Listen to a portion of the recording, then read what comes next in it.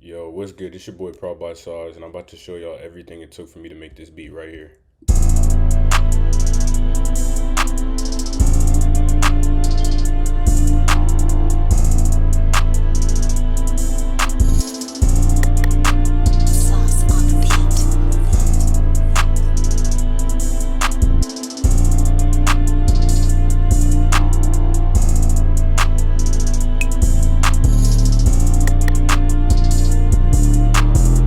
Alright, so to start off with, I made this beat beginning with just the drums and the 808. So I really wanted to focus on the bounce. And so what I did is I kind of just started out with just the 808, and I have that changing throughout. But I just started with a simple 808 pattern.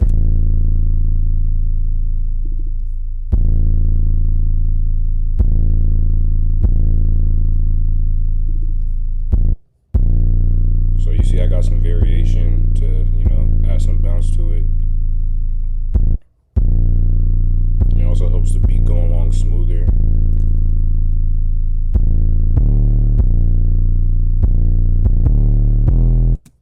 Alright, so to begin with, it's not too much going on here. I just got just on the one basically, and on the three, on the first and the third beat of the first and the third bar. And that's basically the main thing I had. And I really just wanted it to just sound hard, just have a hard hitting 808. And to mix it, what I have on it, it's not just the mixing I have here, it's the mixing I have on my master that really makes it sound how it does. And on the master, what you want to do is I use this preset, or not this preset, I use this VST, it's called MoMA, and I put the mode on GO, and I put my soft clipper, always have the soft clipper on my master just to make sure nothing clips. And I always try to make the 808 just hit harder, and just to boost the sound in general, I drop the noise gate all the way. I move these from 3 to 1, and I just move the gain. I adjust the gain to whatever sounds best in my ear, but in a way to where nothing is like overlapping each other. You want to be able to hear like all the frequencies. You don't want nothing to be clashing with each other. But then I have this hi-hat pattern.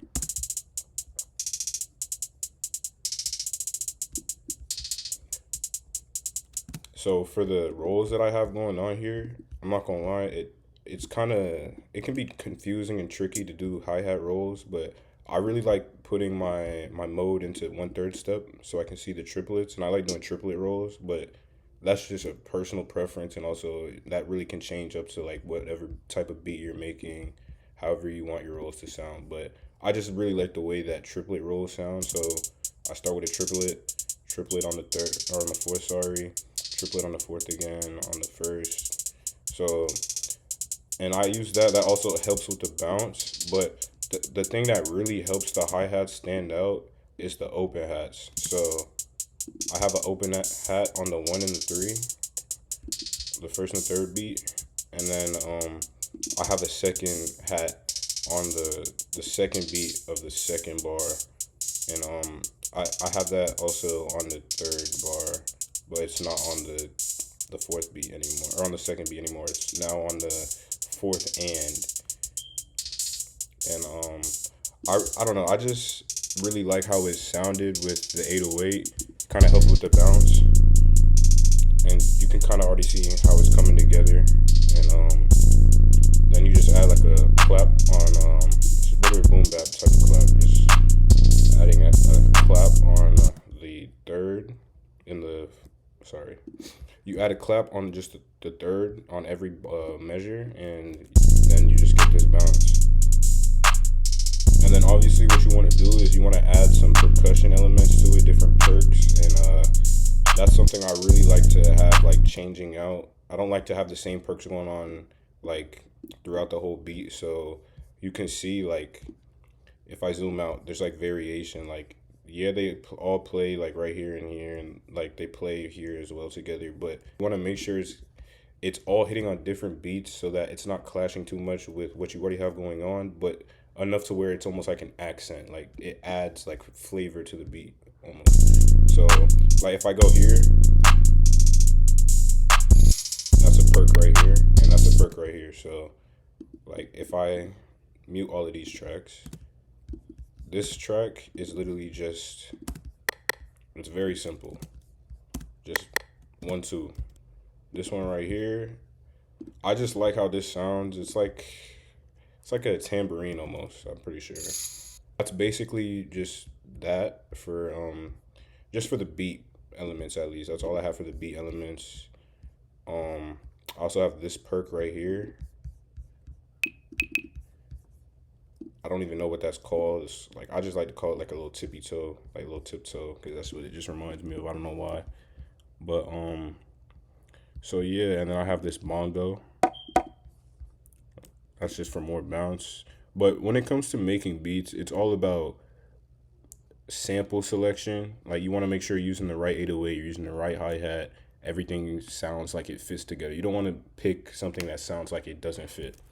So now when it comes to the melody, I did say I started with the beat first. I normally start with the melody first, and that's because I like making melodic type of beats. But I really wanted this to be just bounce heavy. I wanted it to be very much drum heavy and just have like a crazy bounce to it. So for the sample, I have this.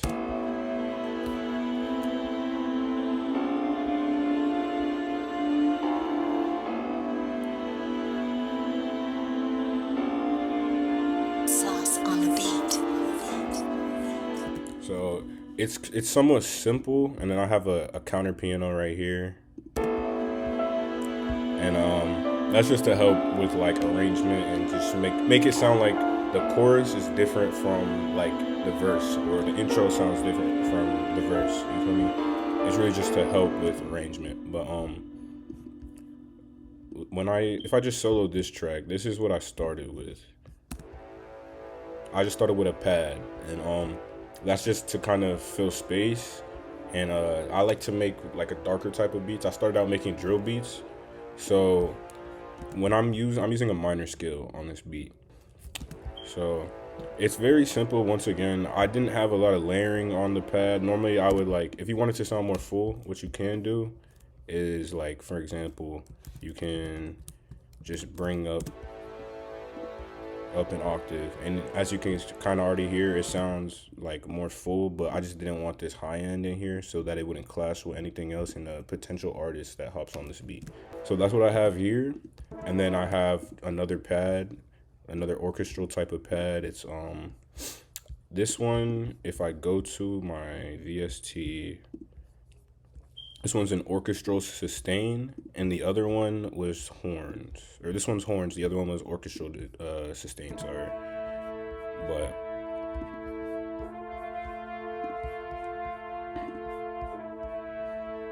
once again, another simple type of, it's very simple, but at the same time, it's still, like, if you look at the root note, it still is following the same root note that I had in this pattern. You see it's going A sharp. So what you want to do with your melodies is you want them all to follow each other in a way, like, you don't want one thing to be in like a B minor and then you have something else in like G or something. You want them all to sound good together, so you want to make sure you're in the same key. But for this other pad that I have, this one is a large string. So here I had an orchestral and I had a horn, and now I have a string. And that kind of just helps, like, I wanted to have like a dark orchestra type of vibe when it comes to the sample. So me adding in all these instruments, they all fill up a different frequency. They all sound somewhat different. So it's all just going to be helping build space and fill up the space. So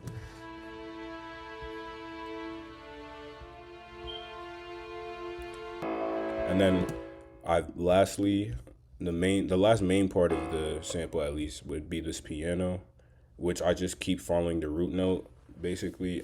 Obviously, this isn't the same root note, but I didn't want to just have A the whole way through. I wanted to have, like, a somewhat of a bounce. I feel like the second note here, as well as this, it kind of helps with the vibe I was going for. So this is this pattern.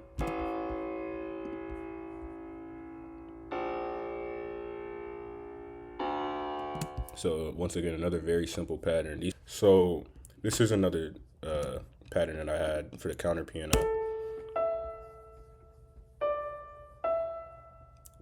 Once again, like a very simple pattern, but I feel like it just helped with the vibe, the dark, eerie type of vibe I was going for.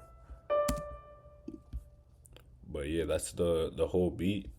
And when it comes to arrangement now, I would say that you really want to focus on like I listened to this beat so many times when I was making it, and like as you can see it's all laid out. It looks like somewhat organized, I would say. But I would say like you really gotta listen to it over and over and just listen to like what you want at certain parts of the beat, and like you're gonna go through trial and error when it comes to that. Like I definitely will. I listened to this multiple times. I'm still changing stuff to it now, even though I've already posted this beat.